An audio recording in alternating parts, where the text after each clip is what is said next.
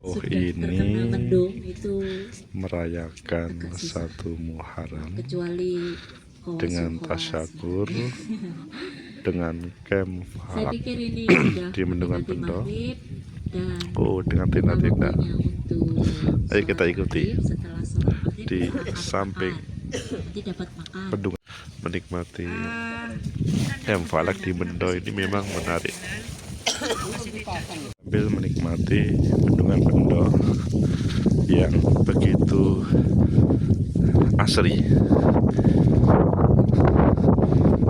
Sejauh mata memandang, kita bisa menikmati bendungan ini. Subhanallah.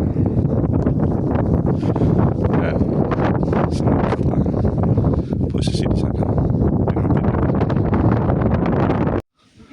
Dan tenda-tendanya memang menarik, beragam warna, semuanya 3-4 orang per tenda. Memulai tahun 1446 Hijriah yang menyenangkan. Palakem ini awal tahun, akhir tahun Muharram atau Hijjah dan awal tahun Muharram di Bendo. Sebagai informasi saja bahwa dalam ketinggian 4 derajat Suasana ini menyebut posisi hilal itu sebenarnya satu posisi yang sangat sulit, meskipun Muharram, satu Kementerian syuro. Agama telah menetapkan bahwa 4 derajat itu sudah imkan ru'yat. Imkan itu artinya mungkin, ya, jadi ada kemungkinan untuk bisa diru'yat. Nah, kemungkinan itu disimpulkan berdasarkan Ini pengalaman suasana di lapangan selama memperingati tahun ini. satu Nah, meskipun itu sudah Muharram, imkan, satu syuro. tetapi pengalaman di lapangan menunjukkan bahwa posisi 4 sampai 5 derajat itu memang betul-betul sangat sulit. Sehingga bagi saya pribadi, dalam posisi ketinggian segitu itu belum mungkin untuk bisa dilihat secara kasat mata. Sehingga yang mungkin kita lakukan hanya merekam menggunakan teleskop yang disertai kamera, kemudian itu setelah direkam nanti juga diolah gambarnya. Nah, bagaimana mengolahnya? Nah, nanti malam kita akan belajar itu. Meskipun saat ini barangkali kita belum mendapatkan citra atau gambarnya hilal, nah, nanti malam kita akan belajar pengolahan gambar. Mungkin nanti malam kita akan praktek merekam objek yang lain selain hilal. Mudah-mudahan nanti langitnya cerah. Dan memang mulai kemarin sampai hari ini pergerakan awan sangat dinamis sekali. Kalau tadi Anda berangkat mungkin sempat diguyur hujan, alhamdulillah nyatanya sampai sini juga lumayan ada tanda-tanda menuju kecerahan. Mudah-mudahan nanti semakin malam semakin cerah, sehingga nanti kita akan belajar bersama terkait bagaimana memotret objek-objek langit yang lain selain hilal. Karena hilal kemungkinannya memang sangat kecil ya untuk saat ini bisa kita ya, karena memang kondisi bahannya masih sangat berawan itu. Nah, harapannya nanti malam kita menemukan objek lain. Tentu yang paling mudah kita temukan adalah galaksi Bima Sakti, rumah besar kita.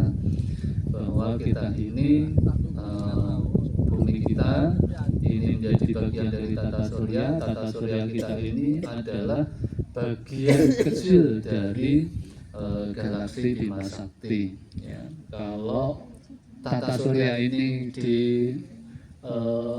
gambarkan di dalam bentangan galaksi kita, sebetulnya tidak ubahnya seperti debu. Nah, apalagi manusia yang tinggal di bumi, ya, kalau buminya saja hanya ibarat debu, ya kita ini tidak ada apa-apanya pada hakikatnya. Nah, nanti malam kita akan coba memotret itu, bagaimana teknik memotretnya, kemudian bagaimana setelah kita mendapatkan citranya, ini citranya menjadi lebih bagus. Ini tentu melalui beberapa proses pengolahan sampai nanti hasil foto Anda itu layak untuk di-share, ya, baik di IG atau di FB atau di medsos yang lain, ya. Bukan bagian dari riya atau pamer, tetapi ya bagian dari ya menunjukkan keagungan Tuhan ya di dalam penciptaan alam semesta ini, ya. Sementara ini dari saya, monggo bisa ditambah yang lain. Saya akan fokus merekam hilal, barangkali ada kemungkinan. Monggo saya berikan kepada Bapak Ibu yang lain. Jadi perpindahan petugas supaya ada kesinambungan penjelasan. Assalamualaikum warahmatullahi wabarakatuh. Tadi masih ingat mataharinya terbenam di mana? Masih ingat di bagian mana? Ya sana deh pokoknya Bu. Oke? Berarti dia terbenam di utara apa di barat? Di barat. Tapi saat ini sedang agak ke utara. Oke? Setelah itu kita akan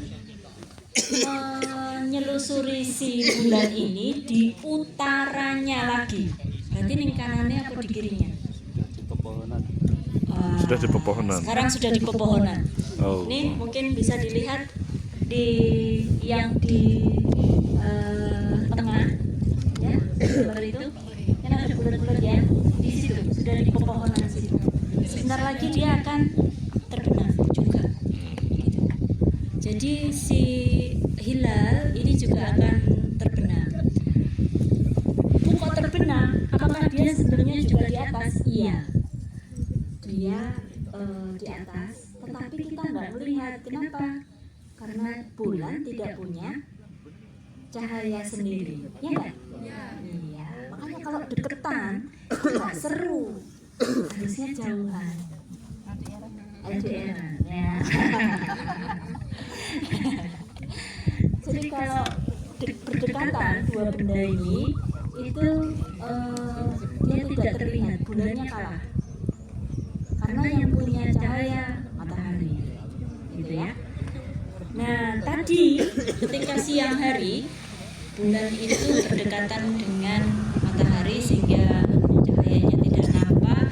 Begitu mataharinya terbenam, bulan masih di atas 3 derajat tadi, 4 ya, 4 derajat, sehingga dia lebih lambat. Ini yang disebut bulan baru. Kalau dia sudah terbenam lebih dulu, ya bukan bulan baru. Apalagi setelah istimewa, ya. Istimewa itu bulan, bumi dan matahari dalam satu garis menuju astronomis. Oke. Terus saat ini sudah dengar azan?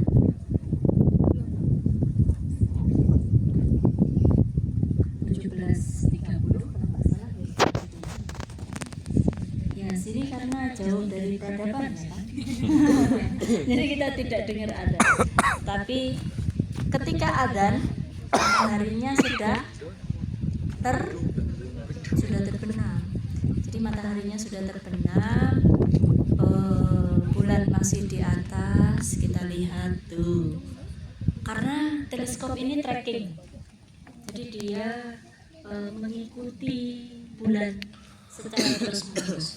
Bulannya terbenam, dia juga ikutan dulu. Tadi dia menyala. Nah, sekarang dia mulai berunduk dan sebentar lagi akan terbenam. Sudah maghrib ya itu Pak Jun? Nggak ada ini. Iya. Jadi sebenarnya kalau mau ru'yah gampang, tidak mau pakai teleskop, tidak mau apa, lihat aja mataharinya. Mataharinya terbenam di mana? Oh, terbenam di sana. Pasti bulannya tidak jauh dari matahari, entah di kanannya atau di kirinya. Itu cara ru'yatul hilal yang sederhana. Kita, saya dan suami pernah melakukan itu di